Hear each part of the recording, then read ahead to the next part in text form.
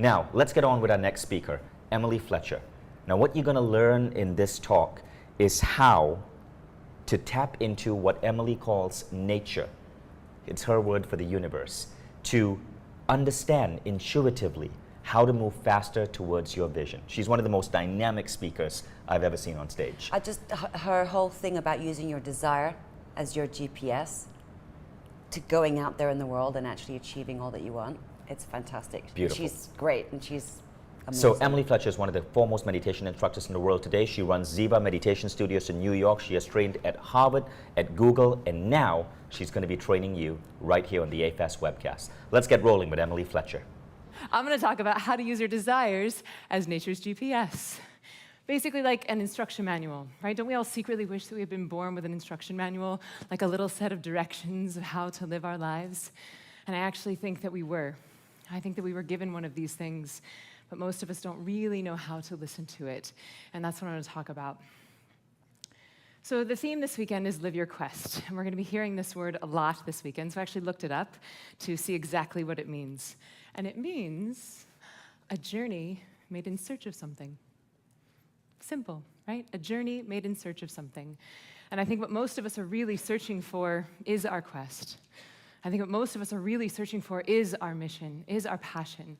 And I think one of the things we can do to set ourselves up for success is let go of this idea that we have one quest, that we have one magical mission out there waiting for us to discover it.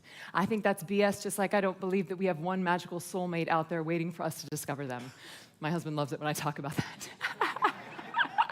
But I actually think that this idea that we have one mission or one quest is debilitating. And as Seth Godin says, it's actually a form of resistance, and it can keep us from ever starting. I don't think there's one mission. What I think there are challenges to solve. And which challenge we solve and how, that's up to us. And this is what I want to do in our time together. I want to give you a framework for a way to discover your quest, or a quest, and then perhaps more importantly, how to start using your desires as nature's GPS on that quest.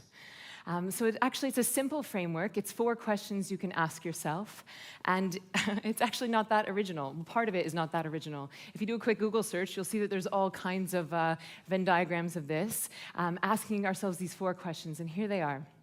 The first is, what's the most pressing need of the time? The second, you guys are writing this down, I like it, you're good students. So first question we want to ask ourselves, what's the most pressing need of the time? Second question, how do my gifts best serve the need of the time? And then it gets fun. Third question, which of these gifts do I want to do? We'll talk a lot about this. And then the fourth question is, which of these gifts do I want to do right now, in this moment? So, like I said, these questions aren't that original. If you've ever read Good to Great, or if you have ever done any business coaching, you've probably seen some version of this. But what we're going to do today is we're going to look at this through a meditative lens. We're going to look at this through the Vedic viewpoint. And perhaps most importantly, we took these 4 circles and we put them in the shape of my Ziva logo, because that's just good branding. So let's start with question number 1, right? What's the most pressing need of the time? What's the most pressing need of the time? What challenges do you want to solve? How do you want to be of service? And now what I recommend to figure this out is that you watch the news 1 time. Read the newspaper once or twice. Please do not get stuck in what I call spiritual bottlenecking. You know what I'm talking about? We're just like, oh, there's so many terrible things going on, and we're just ingesting so much news and so much media, and we're just looking at all these catastrophes and stressing ourselves out. It's not doing any good. You getting stressed out about things that are happening in the world isn't helping anything. It's only contaminating the collective consciousness unless you're going to do something about it. So if you're not going to do anything about it, I recommend that you just drive on by. Now, I do recommend that you want to do something about it, but we can't solve every problem, and that's what we're here to solve today, right? Do you know that the average American in this day and age receives more stimuli in 1 week than our ancient ancestors did in their entire lives? Right? So we want to be careful about how much media we're ingesting, and certainly what kind of media we're ingesting. It's also exhausting, right? So I want to just give you permission to absolve yourself of the responsibility of needing to have an opinion or a position about every TV show and every event and every political leader on the planet Earth because, it's exhausting. Here's an interesting fact. Did you know that there were people who watched more than 6 hours of news coverage on the Boston Marathon bombing, and they experienced symptoms of PTSD that were worse than the people who were actually present for the bombing? Crazy, right? That 6 hours of media consumption could actually give you PTSD. So let's just take care about how much of this stuff we're consuming. But what I'm suggesting is that to figure out the need of the time, read the paper once, watch the news once, what's going on, right? And then we want to ask ourselves, well, actually, just take a second, write it down. Write down like top 3. What do you consider to be the most pressing needs of the time? Or you can just think about it if you don't have a notebook. And it could be big to small: climate change, ocean acidification, I need to start a compost in my neighborhood, homeless people that don't have coats, animals that need adoption. Doesn't matter how big or small, but what's pressing to you? And then I'd love to hear some. Who feels like sharing? Just one or two? The election. That's pressing, and it's coming soon. Good. What else? Humanity's awakening. Good. Yes. Inequity. Racial, financial. All human beings being equal. Okay, beautiful. The refugee crisis. Refugee crisis is huge.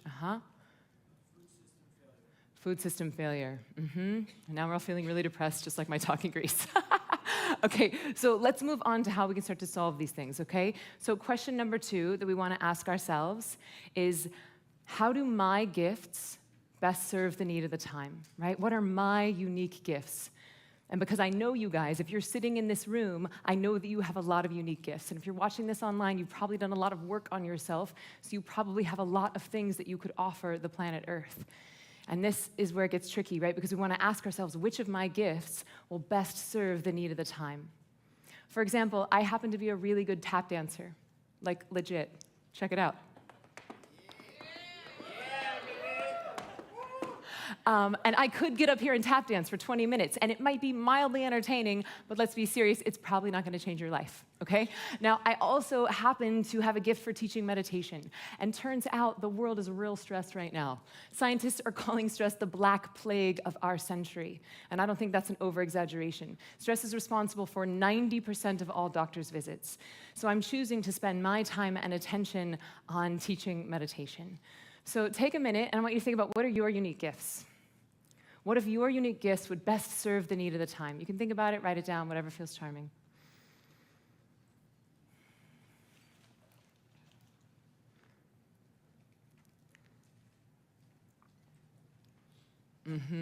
Because I know you guys, let's get weird. Oh, I know there's some freak flags that want to fly in here. So tell me, what are your unique gifts? I want to hear them. Empathy, beautiful. Compassion, good. Making fitness fun. I love that. What else? Providing medical care. Positivity. Good. I love this. We're going to have a lot of really, really happy people helping to solve climate change. We've got $1 billion business on our hands, you guys. Okay, so these first 2 questions are really important, but these are the ones you've probably already heard before. And now is where it gets a little fun, right? Now we want to ask ourselves, which of these gifts do I want to use? Now think about this question. What do I want to do? So simple. So simple. What do I want to do? But how many of us are asking ourselves that question? When was the last time you asked yourself, what do I want to do? Most of us are asking ourselves the question, what should I do?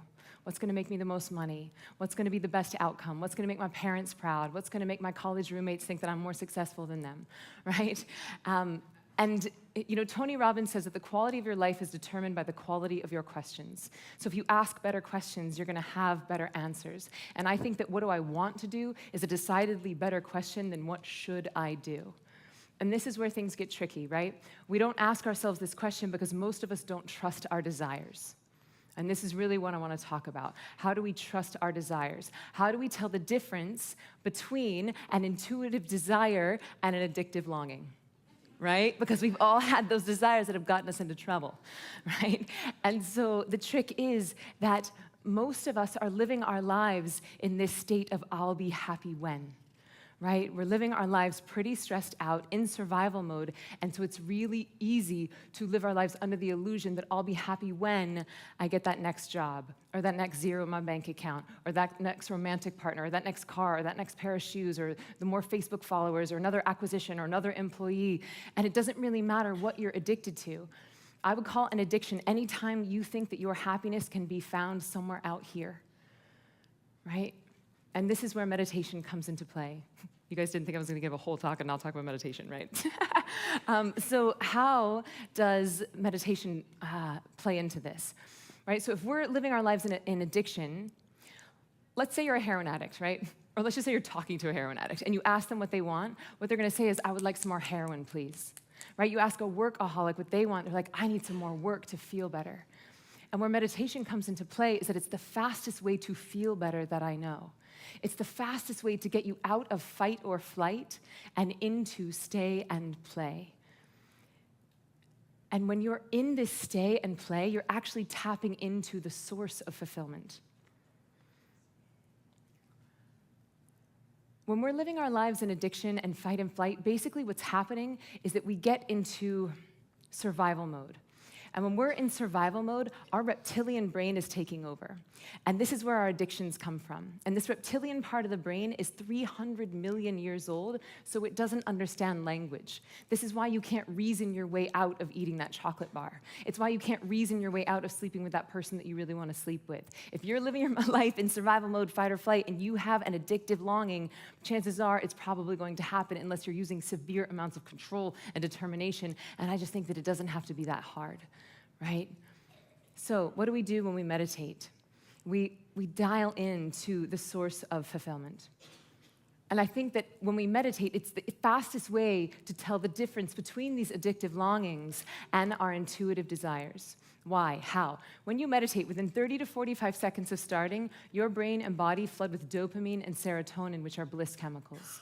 So you're actually plugging into the source of fulfillment.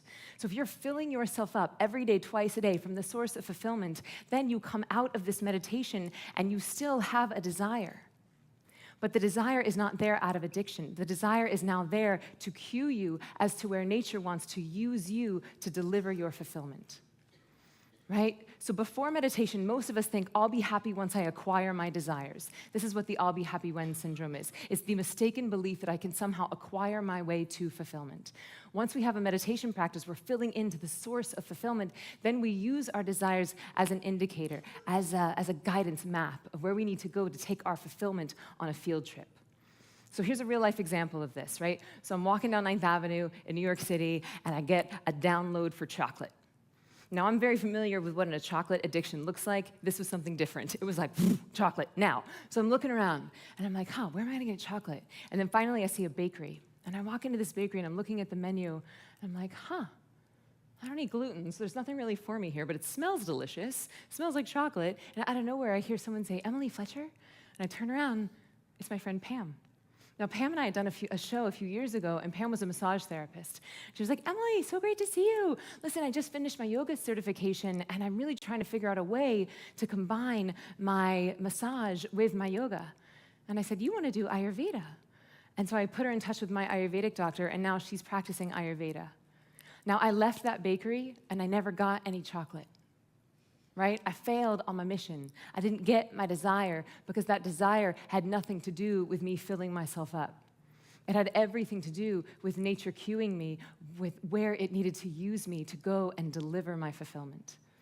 So does this make sense? If you are tapping into the source of fulfillment, you can actually start to use your desires as a guidance on your quest instead of a distraction from your quest. Does that make sense? Cool.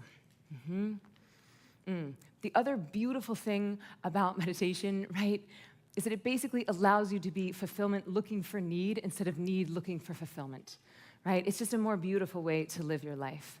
And imagine how an amazing life would look if you're not just at AFES, but your whole life, you really spent your days looking at what can I give to this situation versus what can I get. It really is a much more beautiful way to live your life. And a lot of people, I think, are scared to start a meditation practice because they think, well, once I have a meditation practice, I'm just going to wallow around in my bliss and fulfillment all day.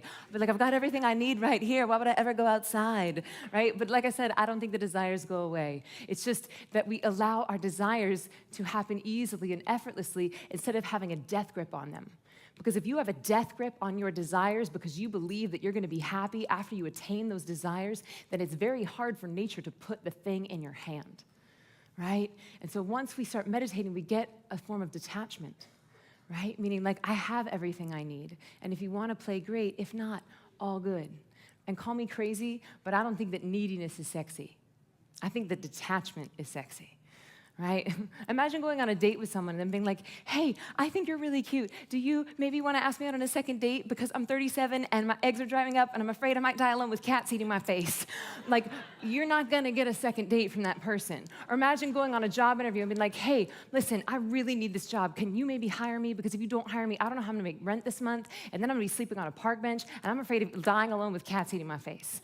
Right? Like, you're not getting a second job interview if you're approaching everything with neediness and attachment and this belief that your happiness is going to come on the other side of the acquisition of your desires, because they don't, and we've done that research, you guys. So step number 4, right? Let's take it out big picture again. Step number 4 is, what do I want to do right now? And this is really important, right? The present moment. What do I want to do right now? And it's really important that we start to train ourselves to listen to this still, small voice inside, because it's always changing. Our directives are always changing from our boss, right? And I recommend that we start listening to this, not what did I want to do 10 years ago, not what did I want to major in college, not what do I think is going to look good on my gravestone, but what do I want to do right now? This, I believe, is the fastest way to get into flow state. And it's just a more beautiful way to live your life. And when you really start to do this, when you start to turn up the volume on your intuitive voice and you start to turn down the volume on your addictive longings, then we move into this space where nature actually renders us choiceless. Can you imagine being faced with a decision and then just being rendered choiceless? I know it might sound a little scary because we think we like choice, but you guys, who needs 1,000 pairs of jeans to decide between? Who needs 100 million different YouTube channels to decide between? It's exhausting. So I actually believe that once this intuitive volume gets so loud and we start to be rendered choiceless as we move through our day, we have so much energy back, and that is power. Good, so let's review these 4 steps again. Step 1, we ask ourselves, what's the most pressing need of the time? Step 2, how do my unique gifts best serve the need of the time? Step 3, which of those do I want to do? What do I want to do? It's so simple, yet none of us are doing it. And number 4, what do I want to do right now? Right now.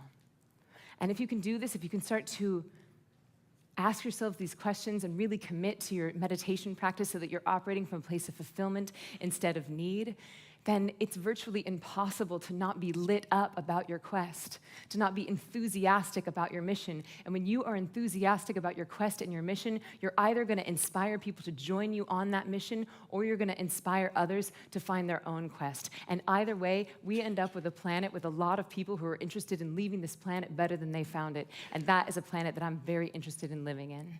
So you are all invited to join me on my quest of getting the world meditating. So let's do it, shall we? Let's get the world meditating. And thank you guys so much.